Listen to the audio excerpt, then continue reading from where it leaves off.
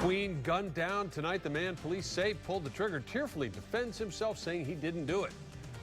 Good evening. I'm Brendan McLaughlin. And I'm Laura Harris. The accused killer breaking down on the stand today, telling jurors police arrested the wrong man. He says he never knew Anthony Lee and wasn't even in Tampa at the time of the murder. ABC Action News reporter Jacqueline Ingles was in court for every moment of this and joins us now live. Jacqueline? Well, Brendan, in just the past hours, jurors deciding they will begin deliberating Tolliver's fate tomorrow morning. The question is, do they believe what he had to say just hours ago?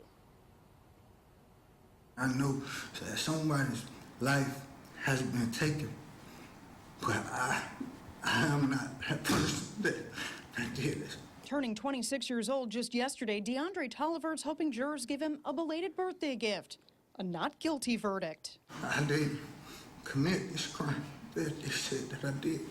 Tolliver is accused of killing 49-year-old Anthony Lee during a botched robbery back in May of 2013.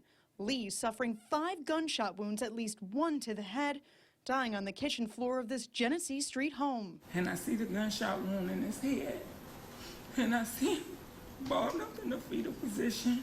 Lee, a prominent female impersonator here in the Bay Area, was visiting his friend.